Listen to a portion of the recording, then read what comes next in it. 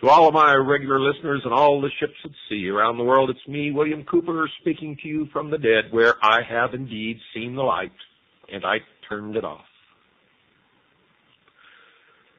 One of the most disgraceful acts which stain the annals of the Templars, says even one of their ardent admirers, occurred in the year 1155, when Bertrand de Blancfort, whom William of Tyre calls a, quote, pious and God-fearing man, unquote, was master of the order.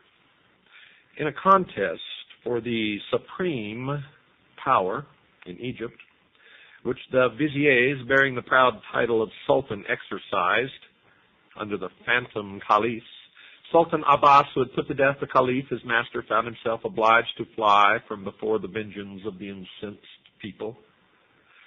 With his harem, and his own and a great part of the royal treasures, he took his way through the desert. Well, a body of Christians, chiefly Templars, lay in wait for the fugitives near Ascalon. The resistance offered by the Muslims was slight and very ineffectual.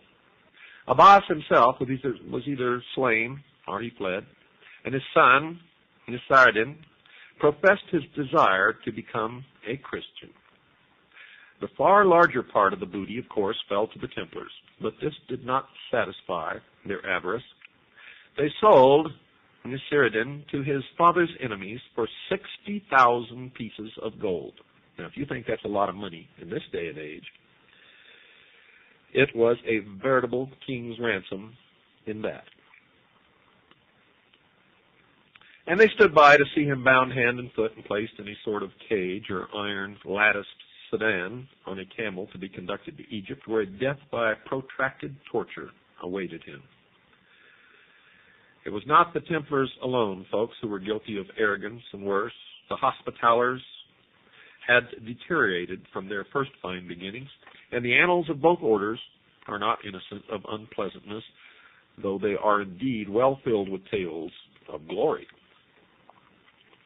The Hospitallers, for instance, refused to pay tithes to the Patriarch of Jerusalem, even going so far as to erect immense buildings in front of the Church of the Holy Sepulchre as a practical demonstration of their own importance.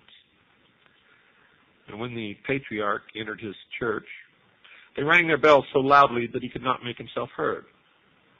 There is an occasion recorded when, quote, the congregation was assembled in church, the Hospitallers rushed into it in arms and shot arrows among them as if they were robbers or infidels.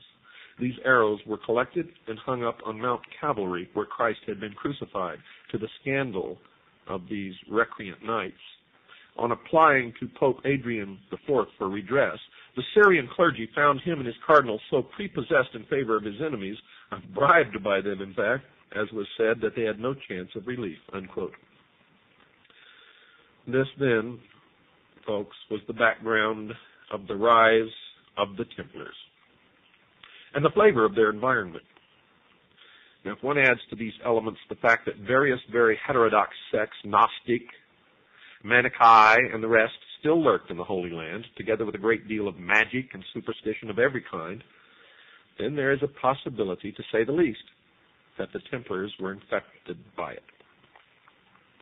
The facts indeed show that they were not only infected, but taken by it, and were initiated into not only the branch known as the Assassins, but veritably arose from the secret sects in Syria. The contention which has been made that such heresies and archaic religions and practices did not survive until the Templar period is demonstrably false. Although much play has been made of it by those who would defend the order, for do such sects not endure there until this very day? Well, this is not to say that the Templars were guilty of the practices which formed the substance of the confessions later to be wrung from them by barbaric torture, which we will examine in due course. But a secret tradition and magical rites may well have played a part in their hidden lore and practices. It should also be remembered, folks, that towards the end, there were Templars who were of actual Palestinian birth, who would have every opportunity of absorbing the unorthodox beliefs of the many schools of a magico-religious nature which existed in the area. The Grand Master Philippe of Nablus, in 1167, for instance, was a Syrian, and many crusaders were Levantine lords, whatever their original blood, speaking Arabic with perfection. It was in 1162 that the Magna Carta of the order was obtained by the Templars. The bull Omne Datum Optimum, often described as the keystone of their power. And through this instrument, they were able to consolidate their authority and preserve their secrets against intrusion. They were to find, too, that it did much to excite the envy of their opponents. Pope Adrian IV had died. The two rival popes were elected, Alexander III by the Sicilian group and Victor III by the imperial party. At first, the Templars acknowledged Victor, but in 1161 they switched their allegiance to Alexander. There was probably some sort of secret arrangement behind this, for by January 7th of the following year, the famous bull was issued. By the terms of this document, the Templars were released from all spiritual ties except to the Holy See itself. They were permitted to have special burial grounds in their own houses. They could have chaplains of their own. They had no tithes to pay, which in that day and age was miraculous, and were allowed to receive tithes, which was absolutely incredible. Nobody who had once entered the order could leave it, except to join one with a stricter discipline. The stage, dear listeners, was set for clerical hatred of the Templars and Hospitallers, who had similar privileges, and in fact were one and the same, and still are today, although the advantages to the Pope from the combined support of these two orders could hardly be overestimated. In 1184, an incident occurred which inspired a great deal of distrust of the order, although the rarity of its occurrence should have underlined the fact that it was nothing of much consequence. You see, the English knight Robert of St. Albans left the Templars, became a Moslem, and led an army for Saladin against Jerusalem, then in the hands of the Franks. The charge against the Templars that they were secret Mussulmans or allies of the Saracens does not seem borne out by the fact that Saladin accused them of treacherous truce breaking and other crimes, and unlike his usual chivalrous self, took a solemn oath that he would execute such Templar captives as he could obtain as, quote, beyond the limits of Islam and infidelity alike, unquote. Nor did they make any attempts to invoke any religious bond with Saladin when they were captured. As we know from the Arabic life of Saladin, written contemporaneously by his secretary, Qadi Yusuf, strong evidence of this is given in the events which followed the terrible Battle of Hattin. 2 years before, Saladin had made a pact with the assassins that they would give him a free hand to continue his holy war against the Franks, which we discussed on an earlier program. On July the 1st, 1187, he captured Tiberias. He attacked nearby Hattin at dawn on Friday, July the 3rd. 30,000 Christians were captured, including the king of Jerusalem.